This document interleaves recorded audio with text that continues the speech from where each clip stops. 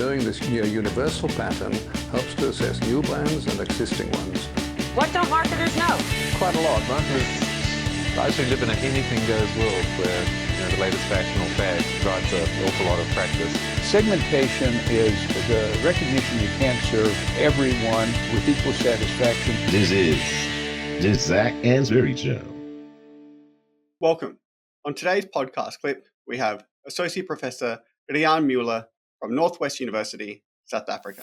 You then got the position of Associate Professor, so you said the others you didn't have to go through a promotion process for. Was this one, did you have to go through a process? Yes. I think it was during that time when they changed the procedure. So every year by April, there's a formal application form that you need to fill in, whether you move to lecturer, senior lecturer, associate prof, or full professor. So during that time, there was a big, long form. I must say, I wasn't prepared for the admin behind that. You think you've got a CV and then you've got that form to complete. Luckily, you only do it once. And then as you progress, like every year, if I do something, I just update my form for the next promotion. So yes, that was a whole process you had to go through. I think during that time, my teaching and learning played a huge role in moving into the associate prof position, because for very long, also one of the things I would have liked to tell myself way back is focus more on research. I did a bunch of conferences, but journal articles was also always on the back burner. And when I got to that point in the promotion process, I actually need more publications. You must have been successful getting through the process. How big is this form that you had to fill out? When you're done with it, it's about 30, 40 pages. Oh my God. Yeah, that's an administrative nightmare. And yeah, compiling all of those facts that they want to know, like student evaluation scores, I'm assuming something like that, and community involvement, committees you're on, all conferences you're presented, exams or external examinations you've done, moderation you've done. It's an admin nightmare, as you say. It opens in April, or you submit in April, and then how long does the committee kind of sit on this application before you know whether you're successful or not? That's a nerve-wracking exercise. Like I say, you submit April. If you're doing to senior lecturer or lecturer promotions, you get the feedback fairly quickly, like it's within a month. But if you're moving to associate prof, you wait a good while. Like this year, yesterday we celebrated promotions within my department, which heard end of last week. So you only hear end October, November what the outcome was.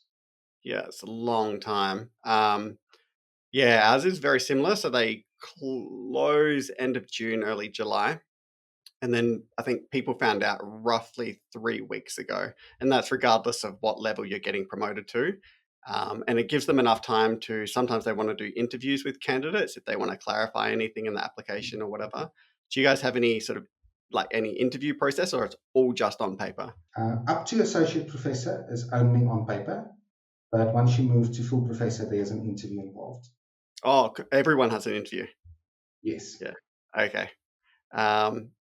And yeah, it's quite a lot, isn't it?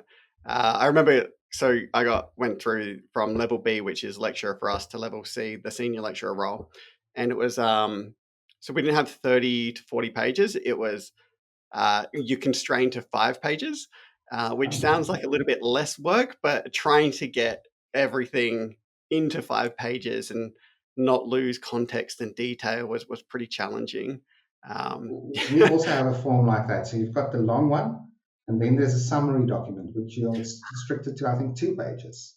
2 pages. So the committee only look at those 2 pages, and if they've got further questions, they refer to the bigger document. They better be the best 2 pages you've ever written at that point, right?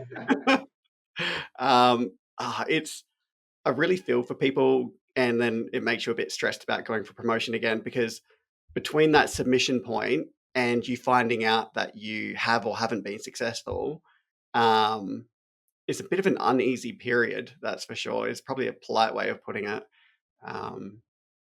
That state of unknown is not good. I know there's some other universities, I can't remember which one, but their whole process is in a month, I'm pretty sure. And I think that's a little bit more, I don't know, more pleasant for the applicant, that's for sure. Definitely. Yeah. Perfect. So you got through to associate professor, which is really kind of cool. And now you've found your found your way to your current role, which is deputy director. So that's kind of, I'm guessing that's a step up from your program leadership role. Yes. So as I mentioned, we've got 3 schools or 3 campuses. On each campus, there's a set of program leaders running the programs on each campus. And then those program leaders then report to a deputy director. So in my current role, I've got 4 program leaders reporting to me regarding the programs within my department. Oh, cool. Okay, so you run the teaching for those. Yeah, that's pretty impressive. You'd have a big faculty that reports to you then, wouldn't you? It's about 24 people, of which 22 is academic and then 2 is administrative. Yeah. It's not a bad ratio, actually. I've heard of much worse ratios. No, That's for definitely. sure. We're really blessed with that. Yeah. Are they embedded in your unit or are they sort of centralized? No, they are part of the school. Okay, I think that's something that is really, really valued. So, so we're merging with the University of Adelaide in 2026, and they went through a bit of a process a couple of years earlier. And one of the things that they had done was they would have, similar to you, they'd have professional or administrative staff in-house within their particular unit, often, just down the hall, helping them out. Each program had their own professional staff. And one thing that they did was they centralized it, and not just from marketing, management, accounting, everyone just went to business. They went everyone through to a central university system. And the feedback that I've heard from both academic and professional staff was not good. That sounds like a horrible idea. Yeah, and it was all about, well, this is going to be more efficient and we'll save money, but it's had the opposite effect. It's meant that academic staff who cost universities a little bit more money per hour to hire found it so difficult to find any help that they were wasting their time doing these tasks rather than producing research which build the fame of their university, because they're a very heavy university, research focused university. So when they were talking about the consultation process of creating Adelaide University, that was a big thing that came through with the feedback was, please start embedding professional staff into our units, because I can approach this person one-on-one and I can have a direct relationship with them and solve the problem so much quicker than an anonymous email. And admin staff is so underappreciated in the academic I agree, sector. yeah. And one of the first things I always tell someone new in my team is person A and B are 2 admin staff. Treat them with more respect than you're going to treat me or my boss or the team, because they are going to make your life easier. Yeah, great administrative staff. It really can make or break a place, that's for sure. We have, ours are currently centralized at the business school level, but in my research institute we have plenty, and they are, I think highly skilled people, and they're the ones who get a lot of the stuff actually done. Whenever students ask me a question, I say, I'm just the guy who can teach you marketing. You need to ask, so and so. They actually know how the place works. Exactly. Yeah, I agree with you. They should, they're definitely. Hi everyone, Zac here again, and just a few quick reminders before you go. If you're listening to the podcast and are considering incorporating it into your secondary school or university courses, then please let me know and I can guide you through the process. If you're enjoying the show and getting some insights from it, then please leave me a 5-star review on your podcast listening platform. It would go a long way to spreading the word.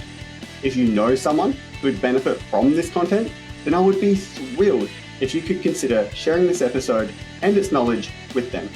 And finally, thank you for becoming part of the community for this show.